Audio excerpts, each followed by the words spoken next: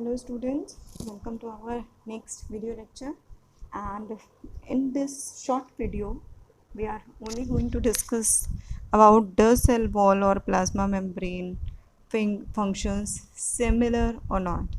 ठीक है, क्योंकि प्लाज्मा मेम्ब्रेन और सेल वॉल दोनों एक ही जगह प्रेजेंट होते हैं, एक ही जैसे होते हैं, तो क्या वो सिमिलर फंक्शन करते हैं या नहीं करते हैं, क्या बेसिक डिफरेंसेस हैं। इससे पहले आपने एक वीडियो में आपने प्लाज्मा मेम्ब्रेन पढ़ा है, नेक्स्ट वीडियो में आपने सेल वॉल पढ़ा है, लेकिन बेसिक डिफरेंसेस क्या हैं वो आपने नहीं पढ़े हैं। तो in this video we are going to further discuss about all the similarities and dissimilarities of cell wall and plasma membrane.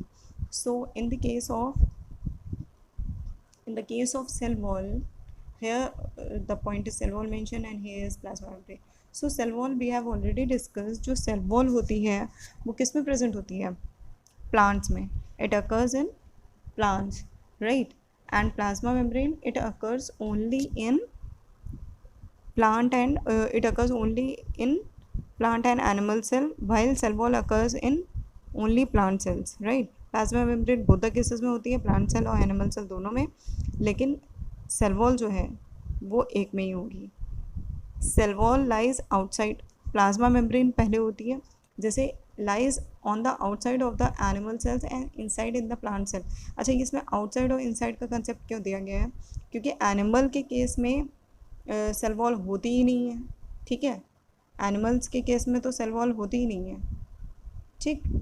तो इस वजह से यहाँ पे जो होगी सेल वॉल, ये आपकी सेल वॉल जो है lies on the outside of the cell wall, cell के बाहर साइड में प्रेजेंट होती है cell wall. Outer covering form करती है, मिडिल लैमेला उसका एक स्ट्रेंथ प्रोवाइडिंग कैरेक्टर था, तो उसके बारे में आपने देखा था लास्ट वीडियो में, उसको देख लीजिएगा एक बार, क्लियर हो जाएगा डायग्राम के थ्रू। Then it lies outside the animal cells and inside the plant cell. Plant cell में जो प्लाज्मा मेम्ब्रेन होगी वो इनसाइड होगी। इनसाइड प्लाज्मा मेम्ब्रेन क्यों होगी? क्योंकि प्लाज्मा मेम्ब्रेन में प्लांट्स में जो प्लाज्मा मेम्ब्रेन है और सेल वॉल है, ये दोनों प्रेजेंट होता है, और जब सेल वॉल और प्लाज्मा मेम्ब्रेन दोनों प्रेजेंट होगा तो जो आउटर लेयर होगी वो क्या हो जाएगी? Cell wall.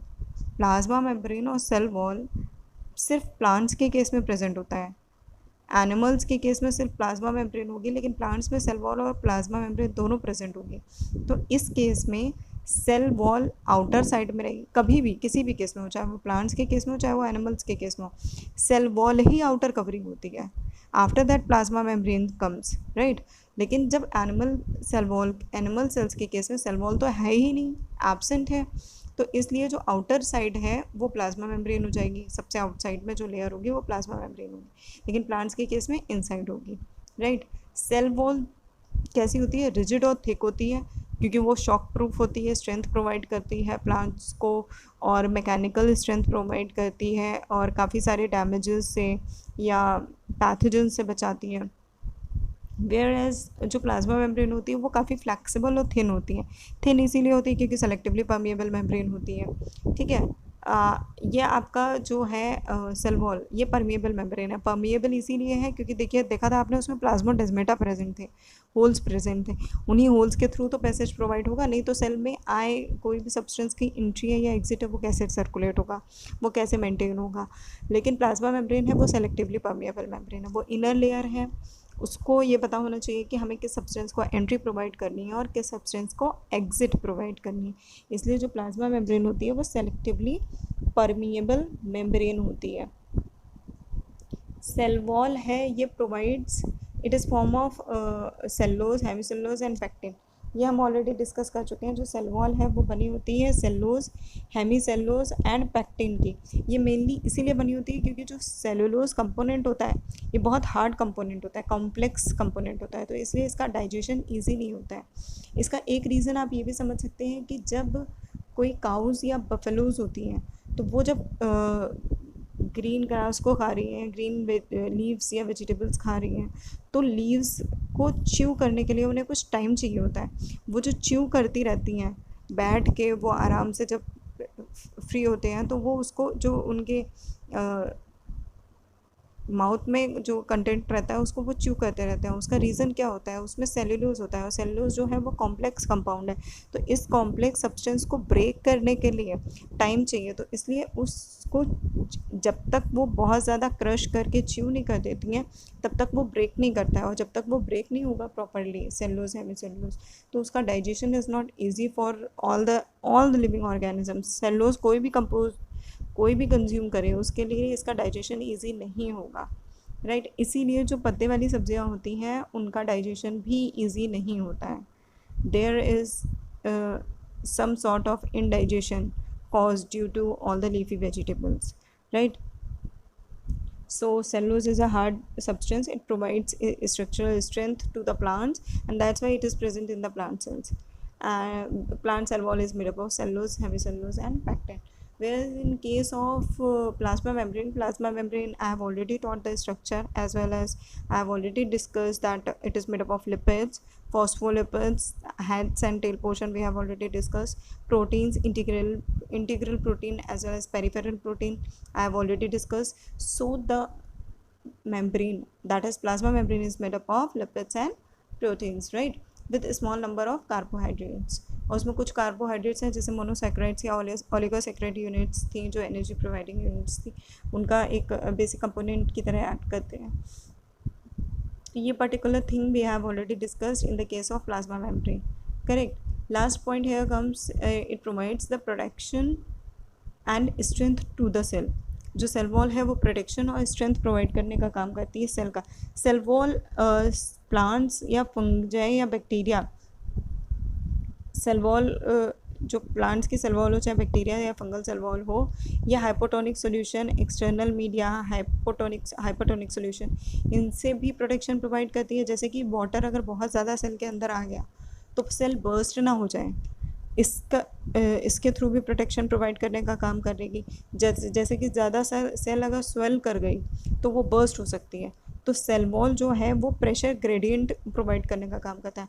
एक प्रेशर ग्रेडियंट मेंटेन रखेगा और सेल एक्सर्ट करती है प्रेशर को against the solid cell, and because of their walls, जो ये सेल वॉल है, ठीक है, आपके एनसीईआरटी में मेंशन किया गया, because of their cell walls such cells can withstand with much greater changes in the surroundings medium than the animal cell।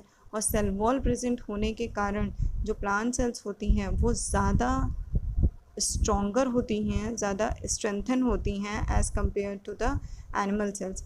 While plasma membrane के केस में क्या होता है, it holds cellular components, control the passage of material. और cell plasma membrane initial inside की जो layer है, इसलिए ये क्या करती है, जो सेलुलर कंपोनेंट्स होते हैं उनको होल्ड करने का काम करेगा, और जो सेलेक्टेड मटेरियल हैं उनकी एंट्री और एग्ज़िट को एक एग्ज़िट प्रोवाइड करने का काम करेगा, एक पर्टिकुलर पैसेज प्रोवाइड करने का काम करता है, right. I hope the difference between plasma membrane and cell wall is clear basically. So you will note down all these differences in your notebooks and go through them and learn them thoroughly. If you want, you can draw the diagram of cell wall as well as plasma membrane in front of these differences, right, yeah, below these differences. After writing these differences, you can draw the diagram on lower side in your register page, and so that it would be easy for you to compare the structure as well as to learn the differences between these cell membrane, cell wall and plasma membrane। अच्छा, plasma membrane को हम cell membrane भी कहते हैं, यहाँ पे आप oblique करके लिख लेंगे, प्लाज्मा मेम्ब्रेन को हम सेल मेम्ब्रेन भी कहते हैं। तो इसलिए कोई कन्फ्यूजन नहीं होगी सेल वॉल और सेल मेम्ब्रेन के बीच में, राइट, क्योंकि सेल मेम्ब्रेन प्लाज्मा मेम्ब्रेन एक ही चीज़ है, लेकिन वॉल और मेम्ब्रेन में डिफरेंस है। मेम्ब्रेन एक थिन लेयर है और वॉल पूरे वॉल की तरह प्रोटेक्शन प्रोवाइड करने का काम करेगा।